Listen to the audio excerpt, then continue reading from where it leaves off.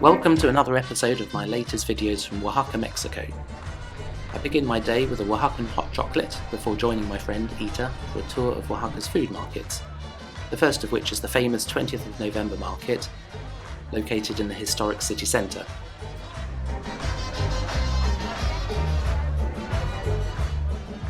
And I'm really in my element here because I love chili and all things spicy. And I absolutely love Mexican cuisine. In fact, I'm particularly interested in Oaxacan cooking, and if you're interested, in my next video I'll be joining Ita in her family home to learn how to cook the famous dish barbacoa. Which one's costeño? The corner? And that's specific to Oaxaca? Yeah. Chocolate,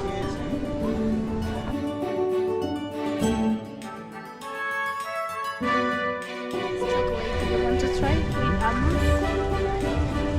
This is chocolate. Quite rich, isn't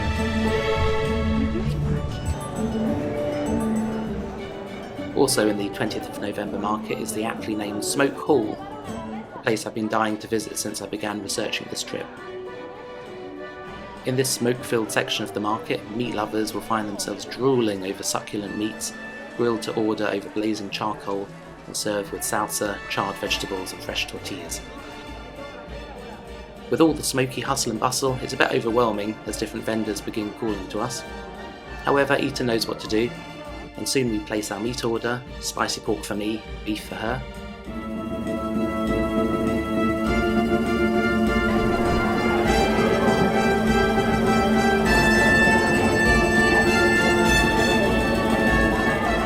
We're then seated and asked to choose our package of salsas we'd like to go with our tacos.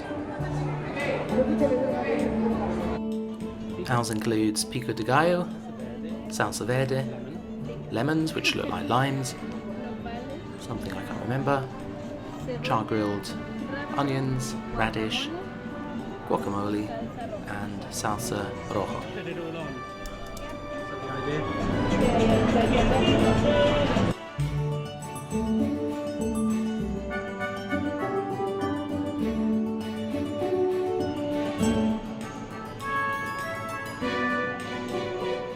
Needless to say, like most food in Oaxaca, the tacos are really delicious. Highly recommended.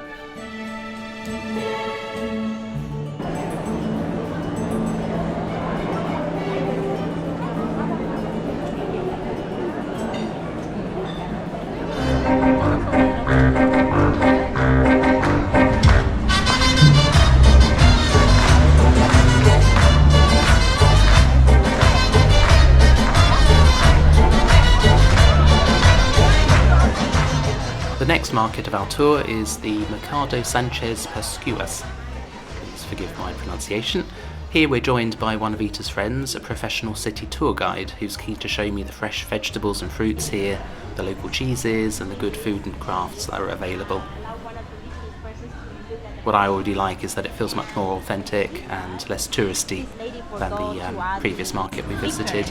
It's made with vanilla and condensate milk and eggs. So this is our vegan. This is one coconut, and this one is like the cornbread, but it's like. I'm given an interesting tour of the desserts and exotic fresh ingredients, many of which I was not at all familiar with. In Oaxaca, that is called sopa de guías, which is basically a combination of all the threads that the basically. What's this thing here? The zucchini flower. Oh, it's the flower? Yeah, of the zucchini blossom. Nice.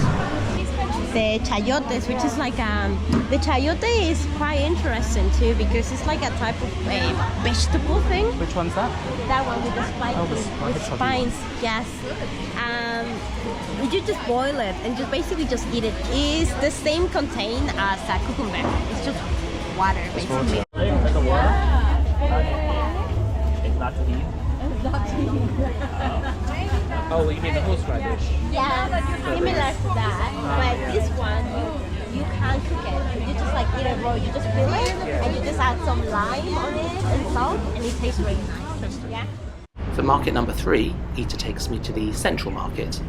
I feel a bit more nervous about this one, having been warned of a higher threat of potential crime, and told to remove my watch, leave my valuables at the hotel, and wear my backpack on my front, which I decided not to do. The market of death.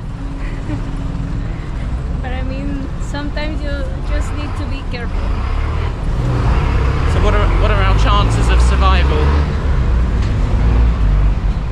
50-50? I mean, they are not gonna kill you. So off to the Market of Doom we go. The Central is a labyrinth of alleys selling everything you can think of. My mission, apart from not dying here, is to buy ingredients to take home, especially chilies like the guajillo, ancho, chili de árbol, as well as a few local Oaxacan varieties which are virtually impossible to find back home. Once again, I'm in dried chili paradise.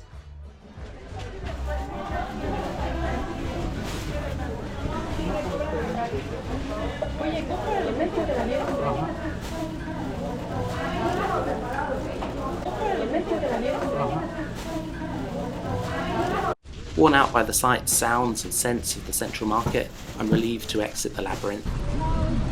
We survived. I'm kind of tempted to go inside these curious cantinas nearby, but my ever-optimistic friend warns me that I'll probably die, so we carry on. Sexy Mexican underwear. The final market of our tour brings us to Tlacolula, which is about 20 miles from the city centre of Oaxaca. I don't see any gringos here, so I feel immediately a sense that this is going to be the most authentic part of my visit so far.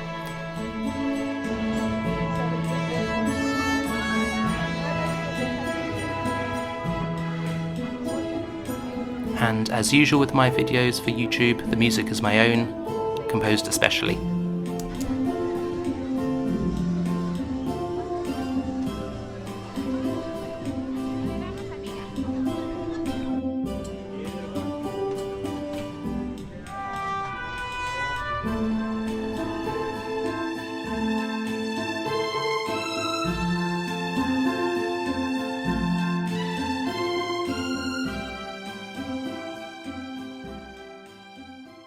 The outside of the market is a feast for the senses, and I'm already in love with this place.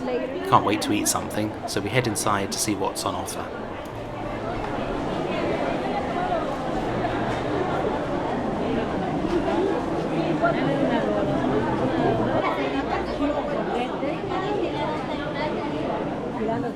The delicious and spicy aromas of goat barbacoa fill the air. We're definitely in the right place.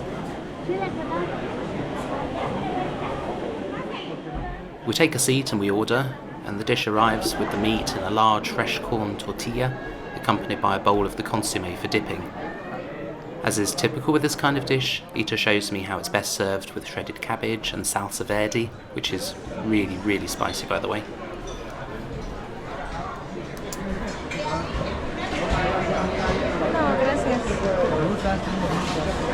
And then, right on cue, a group of musicians start up and serenade us while we take in the atmosphere of the market.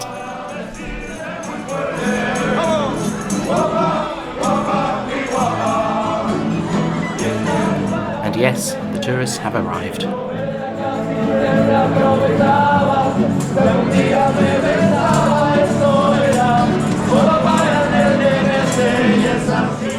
With bellies full of the delicious barbacoa and a couple of beers inside of me, we head back out into the market to do a final bit of shopping and exploring before heading back to Oaxaca city centre. As I mentioned at the start of this video, I will be joining Ita at her family home, where I will be taught how to make the famous barbacoa.